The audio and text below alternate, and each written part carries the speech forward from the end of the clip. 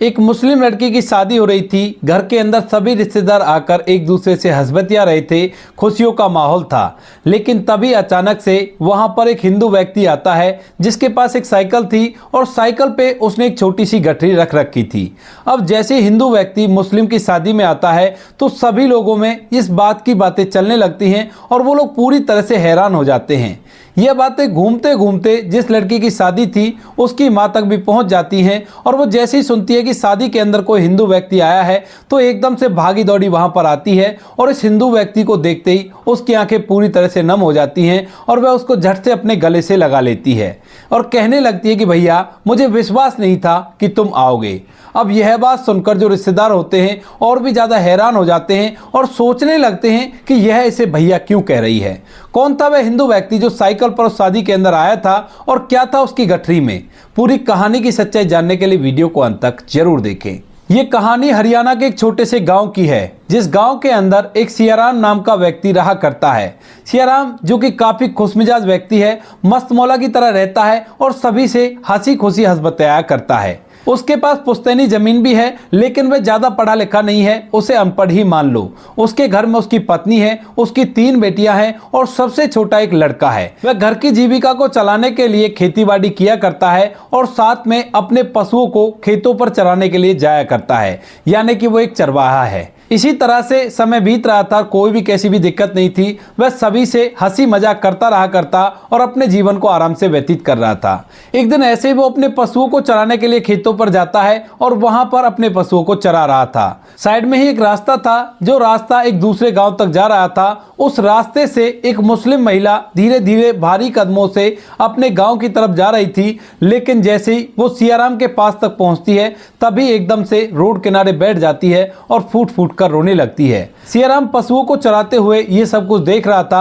और जब वह देखता है कि ये महिला दूर से आई है और आने के बाद यहाँ पर बैठकर फूट फूट कर रोने लगी है और उसके पास एक छोटी सी गठरी भी थी, तो इसके बाद सियाराम से रहा नहीं जाता और वह अपने स्वभाव के अनुसार ही उस महिला से जाकर बात करने लगता है। वह पहले तो उस महिला के पास जाता है और जब उसको रोता हुआ देखता है तो उससे पूछने लगता है कि क्या हुआ आपको, आप इस तरह से क्यों रो रही हो। वह महिला उसे कुछ भी नहीं बताती है और ऐसे रोती रहती है। अब सियाराम सोचने लगता है कि जरूर इसको कोई ना कोई परेशानी है और अगर मैंने इसकी परेशानी को सॉल्व कर दिया तो ये खुश हो जाएगी, क्योंकि वह मस्तमौला आदमी था और उसे सभी लोग खुश अच्छे लगा करते थे। तो इसी वजह से वो उससे कहने लगता है कि बहन देखो, अगर तुम्हारी कोई परेशानी है तो मुझे बता सकती हो सकता है मैं तुम्हारी समस्या का समाधान कर दूं। अब इस बात को सुनने के बाद जो मुस्लिम महिला होती है वो उसको बताने लगती है कि वो किस वजह से रो रही है। वह कहती है कि मेरा नाम सलमा है और मेरा गाँव यहाँ से थोड़ी ही दूर है। दरअसल ये बात है थोड़े दिनों पहले की, जब ज्यादा सवारियां नहीं चला करती थी तो उस टाइम पर लोग इधर उधर जाने के लिए पैदल ही जाया करते थे। तो वहां से उस गांव से निकलकर वो पैदल जा रही थी। तो वो बताती है कि यहाँ से थोड़ी दूर मेरा गांव है, जिस गांव के अंदर मैं अपने पति और अपने बच्चों के साथ रहा करती हूँ। मेरे पास 7 बच्चे हैं और 7 बच्चों में से जो सबसे बड़ी बेटी होती है उसकी शादी होने वाली है, लेकिन उसकी शादी के लिए जब मैं बात की कहने के लिए अपने भाई के पास जाती हूँ तो मेरा भाई मुझसे साफ साफ मना कर देता है। अब यह बात सुनकर जो सियाराम है वो बड़ा ही हैरान हो जाता है, क्योंकि उसकी खुद की भी 3 बहनें थी लेकिन उसने कभी भी अपनी बहनों के साथ ऐसा व्यवहार नहीं किया था। तो वह कहने लगता है कि बहन ऐसा क्यों, तुम्हारे भाई ने तुमसे भात देने से मना क्यों कर दिया है। तो वो कहती है कि भाई, कुछ दिनों पहले मेरी और मेरे भाई की छोटी सी बात को लेकर कहा सुनी हो गई थी। लगता है वह अभी तक इस बात से नाराज है और वह नहीं देना चाहता मेरी बेटियों के लिए भात। अब आप लोगों को बता दूं ये भात क्या होता है। दरअसल जब लड़की की शादी होती है, लड़के की शादी होती है, तो उनका मामा उनके लिए कुछ सामान लेकर आता है और साथ में अपनी बहन के लिए भी सामान लेकर आता है। बेसिकली इस चीज को एक सहारा लगाना कह सकते हैं कि बेटी की शादी में कुछ सहारा लड़की की माँ का जो भाई होता है, यानी कि लड़की का जो मामा होता है, वो अपनी तरफ से आर्थिक मदद देता है और इसी को भात कहा जाता है। तो इसी बात की अब तक बात चल रही थी, कहीं आप लोग कंफ्यूज हो रहे हो। तो इसके बाद जो सियाराम होता है वो कहने लगता है कि तो फिर क्या हो गया, अगर वो नहीं दे रहा है तो तुम्हें इसमें परेशान होने की क्या जरूरत है। अपने घर वालों से बोल दो कि इस तरह से वो मना कर रहा है। तो वो कहने लगती है कि हाँ बोल तो मैं दूंगी, लेकिन चारों तरफ मेरी बेइज्जती हो जाएगी कि कैसा मेरा भाई है जो मेरी बेटी की शादी में भात भरने के लिए नहीं आया। इस बात को सुनकर सियाराम थोड़ी देर तक सोच विचार करता है और सोच विचार करने के बाद जो सलमा होती है उससे कहने लगता है कि कोई बात नहीं, इस बात की चिंता तुम मत करो और तुम कह देना कि मेरा भाई आएगा और भात भरेगा। तुम केवल मुझे ये बताओ कि किस दिन तुम्हारी बेटी की शादी है, उसी दिन मैं तुम्हारे पास पहुंच जाऊंगा तुम्हारी बेटी का भात भरने के लिए। जब मैंने तुम्हें बहन कह दिया है तो भाई का फर्ज तो निभाना ही पड़ेगा। ऐसा कहकर सियाराम अपने व्यवहार के अनुसार ही हंसने लगता है और कहता है कि अब तुम्हें रोने की कोई भी जरूरत नहीं है। अब जो सलमा होती है वो इस बात को सुनकर हैरान हो जाती है और वह कहने लगती है कि नहीं भैया कोई बात नहीं, आपने मेरा दर्द पूछा यही बहुत बड़ी बात है, आप इस चीज में परेशान मत हो। लेकिन सियाराम कह देता है कि बहन जब मैंने तुमसे एक बार बहन कह दिया है तो मैं तुम्हारा बेटी का भात जरूर भरूंगा और तुम मुझे केवल ये बताओ कि किस दिन तुम्हारी बेटी की शादी है। उसके बाद जो सलमा होती है उसे बता देती है कि इस तरह से फलाने दिन मेरी बेटी की शादी है और फलाना मेरा जगह है और वहां पर ये नाम आकर पूछ लेना, तुम्हें घर मिल जाएगा। ऐसा कहकर जो सलमा होती है वहां से खुश होकर अपने घर चली जाती है और घर पर जाने के बाद अपने परिवार वालों से यही कह देती है कि मेरा भाई आएगा बेटी का भात बनने के लिए और तुम लोग जोर शोर से तैयारी में जुट जाओ। उसने किसी को भी नहीं बताया था कि एक पड़ोस का ही व्यक्ति जो कि हिंदू है वो उसकी बेटी का भात बनने वाला है। उसने तो केवल ये कह दिया था कि भैया आएंगे और कोई भी दिक्कत नहीं है। धीरे धीरे समय बीतता और समय के साथ साथ उसे चिंता होने लगती है कि कहीं वह व्यक्ति भात लेकर नहीं आया तो उसकी बेइज्जती हो जाएगी। लेकिन फिर वो सोचती है कि जब मेरे असली भाई नहीं आए, अगर ये नहीं आता है तो कौन सी बड़ी बात है और कोई भी दिक्कत नहीं है। यानी कि सलमा ने जो कुछ भी किया था वो इसी वजह से किया था कि बेइज्जती तो होनी है, आज नहीं तो कल होनी है। अगर वो आ जाता है तो भी ठीक है, अगर नहीं आता है तो भी कोई बड़ी बात नहीं है। सलमा बेसब्री से उसका इंतजार करती रहती है और धीरे धीरे शादी का दिन भी आ जाता है। इधर जो सियाराम होता है घर पर जाने के बाद अपनी पत्नी को ये पूरी कहानी बताता है तो उसकी पत्नी जब उसकी पूरी बात को सुनती है तो वह भी उसके फैसले का आदर करती है और कहती है कि तुम्हें जरूर जाना होगा, अगर तुमने वादा कर दिया है तो उस वादे को जरूर निभाना। सियाराम भी इस बात के लिए तैयार होता है और जिस तारीख को वो शादी होनी थी उसी तारीख को वो तैयार होता है, कुछ कपड़े इकट्ठा करता है रीति रिवाज के हिसाब से और उन सभी को एक गठरी में बांधकर एक साइकिल के पीछे रखकर उस गांव की तरफ चल देता है। क्योंकि उस समय में ज्यादातर साइकिल ही हुआ करती थी और सियाराम अकेला ही जाता है। क्योंकि उसने ज्यादा सामान इकट्ठा नहीं किया था, थोड़ा सा सामान था, तो वह सोचता है कि मैं ज्यादा बंदों को लेकर क्यों जाऊं, मैं अकेला ही चला जाता हूं ताकि बहन को बुरा भी ना लगे और उनका काम भी हो जाए। यही सोचकर सियाराम साइकिल लेकर उस गांव में पहुंच जाता है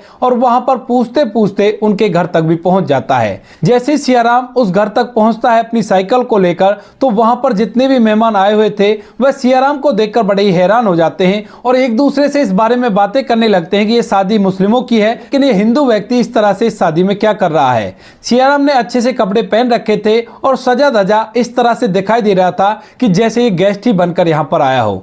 यही बात जब आपस में होने लगती है रिश्तेदारों में तो ये बात पहुंचते पहुंचते लड़की की माँ तक पहुंच जाती है और जैसे लड़की की माँ जिसका नाम सलमा होता है वह इस बात को सुनती है कि कोई हिंदू व्यक्ति साइकिल पर वहां पर आया है और उसे देखकर सभी लोग हैरान हैं, तो वह एकदम से समझ जाती है कि ये वही सियाराम है जो मुझे रास्ते में मिला था और जिसने मुझसे वादा किया था कि मैं तेरी बेटी का भात भरूंगा। इसके बाद जो सलमा होती है वहां से एकदम भागी दौड़ी जाती है और वहां पर पहुंच जाती है जहां पर सियाराम साइकिल को लेकर खड़ा हुआ था। जैसे वो सियाराम को देखती है तो उसकी आंखों में आंसू आ जाते हैं और वह फूट फूट कर रोते हुए सियाराम को अपने गले से लगा लेती है और कहती है कि भैया तुम आ गए, मुझे तो इस बात पर विश्वास ही नहीं हो रहा। इधर जो सियाराम होता है उसकी आंखें भी नम हो गई थी और उसके बाद वह सलमा के आंखों के आंसू को पहुंचता है। कहता है कि बहन जब मैंने तुमसे वादा किया था तो मैं क्यों नहीं आता। ऐसा भला हो सकता है कि एक भाई अपनी बहन से वादा करे और उसको पूरा ना करे। जब सभी लोग ये बात सुनते हैं कि सलमा उससे भाई कह रही है और वो उससे बहन कह रहा है तो सभी लोग हैरान हो जाते हैं और सोचने लगते हैं कि ये कैसे भाई बहन है, एक हिंदू है और एक मुस्लिम है, और ये बातें एक दूसरे के बीच में होने लगती हैं। अब ये बातें सलमा के कानों तक भी पहुंच जाती हैं और उसके बाद सलमा सभी लोगों को बता देती है कि इस तरह से जब मैं अपने भाई के यहाँ पर गई थी तो उन्होंने मना कर दिया और मैं वापस आकर रास्ते में बैठकर फूट फूट कर रो रही थी, तभी ये मुझे वहां पर मिले थे और इन्होंने मुझसे कहा था कि मैं तेरी बेटी का भात भरूंगा, तू चिंता मत कर, आराम से अपने घर चली जा। इसके बाद मैं यहाँ पर आ गई, लेकिन मुझे विश्वास नहीं था कि ये आएंगे, तो इसी वजह से किसी को भी मैंने इस बारे में नहीं बताया था।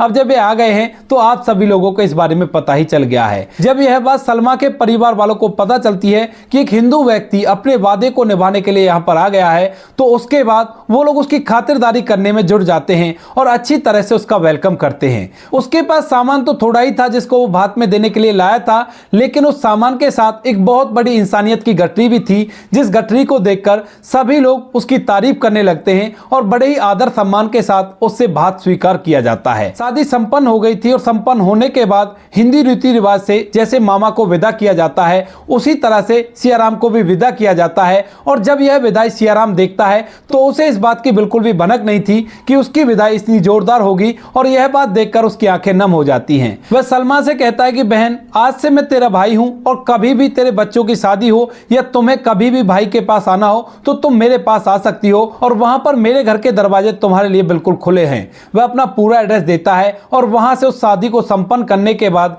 वापस गांव में आ जाता है। जब यह बात गांव के अंदर पता चलती है कि सियाराम ने इस तरह से एक मुस्लिम महिला की बेटी का भात भरा है, तो लोग भी सियाराम की वाहवाही करने लगते हैं, लेकिन वो उन बड़ाइयों को हंसी में टाल दिया करता है और कहता है कि कोई बात नहीं, बहन तो बहन होती है ना, इसके पीछे धर्म नहीं देखा जाता। इसके बाद सलमा अपने मायके से बिल्कुल ताल्लुकात छोड़ देती है और वहां पर सियाराम के घर पर ही आना जाना स्टार्ट कर देती है। कभी भी उसका मन किया करता तो अपने भाई के घर आ जाया करती और उससे अपने सुख दुख की बातें बतियाया करती। जो सियाराम की पत्नी होती है वह भी उसका बड़ा ही आदर किया करती है और घर के अंदर अच्छी तरह से उसको आदर सम्मान के साथ रखा जाता है। सियाराम के बच्चे भी उसे भुआ भुआ कहकर संबोधित किया करते हैं और वह जब भी कभी उनके पास आया करती है तो ढेर सारे उपहार उनके लिए लाया करती है, और सियाराम भी जब बहन को विदा करना होता है तो सगुन के तौर पर उसे कुछ रुपए दिया करता है। इसके बाद उस महिला के 7 बच्चों का भात सियाराम ही भरता है और हर भात में उसका अच्छे से स्वागत किया जाता है। और सलमा के परिवार वाले कभी भी कोई फैसला लेना होता है या कोई भी काम करना होता है तो सियाराम की राय मांगा करते हैं हर काम के लिए। ये परिवार दोनों एक दूसरे के साथ बहुत ही अच्छी तरह से समय व्यतीत करते हैं। सियाराम भी कभी कभी वहां पर जाया करता या कोई काम हुआ करता तो वो लोग उसे वहीं पर रुकने के लिए कह दिया करते और अच्छे से उसकी खातिरदारी किया करते हैं। धीरे धीरे समय बीतता और समय के साथ साथ जो सियाराम और सलमा होते हैं वो तो दोनों भाई बहन इस दुनिया से चले जाते हैं, लेकिन उनके बाद उनके बच्चे भी इस संबंध को निभा रहे हैं। यहाँ पर जो सलमा के बच्चे हैं वे भी अच्छी तरह से जाना पहचाना करते हैं कि उनका एक मामा था जो कि एक हिंदू था और साइकिल से उनका भात भरने के लिए आया था। और यहाँ पर जो सियाराम का एकलौता लड़का है वह भी इस बात को अच्छी तरह से जाना पहचाना करता है और उन दोनों के घर तक आना जाना है। कभी भी किसी के घर में भी कोई बड़ा फंक्शन होता है तो एक दूसरे के घर निमंत्रण भिजवाया जाता है और वहां पर रिश्तों को अच्छी तरह से निभाया जाता है। सियाराम का लड़का आज भी इस दुनिया में है और वो अच्छा भला है और उसका परिवार फल फूल रहा है, कोई भी कैसी भी दिक्कत नहीं है और यह बात भली भांति उसे पता है। दोस्तों, ये थी आज की कहानी। आपको कहानी जैसी भी लगी हो कमेंट सेक्शन में बता देना। वीडियो अगर अच्छी लगी तो वीडियो को लाइक और चैनल को सब्सक्राइब जरूर करें ताकि हमें थोड़ा सा हौसला मिले आप लोगों के लिए ऐसे अच्छे वीडियो बनाने के लिए।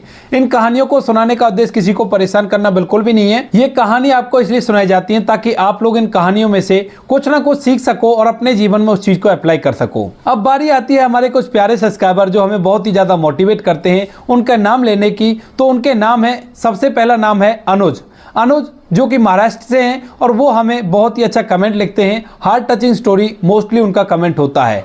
तो अनुज जी, आपका तहे दिल से धन्यवाद हमारी हर वीडियो पर अपना प्यार देने के लिए और हमें इस तरह से मोटिवेट करने के लिए। दूसरा कमेंट आता है शीला देवी का। शीला देवी जी ने लिखा है कि ये कहानी बिल्कुल सत्यता पर आधारित है क्योंकि अक्सर ऐसा होता हुआ देखा है। एक पिछली वीडियो थी उसके लिए उन्होंने लिखा है। तो शीला देवी जी, आपका भी तहे दिल से धन्यवाद अपना कीमती वक्त निकालकर हमें इस लायक समझने के लिए। तीसरा कमेंट है नारायण सिंह जी का। नारायण सिंह जी लिखते हैं कि वेरी नाइस स्टोरी। तो नारायण सिंह जी, आपका तहे दिल से धन्यवाद अपना कीमती वक्त निकालकर हमारी इस वीडियो को अपने लायक समझने के लिए। बाकी जिन लोगों के नाम मैं नहीं ले पाया हूं वो लोग नाराज ना हो, आने वाले किसी वीडियो में आप लोगों के नाम भी आपके सामने आ जाएंगे। मिलते हैं किसी नेक्स्ट वीडियो में नए टॉपिक के साथ, तब तक के लिए जय हिंद, जय भारत, जय हिंदुस्तान।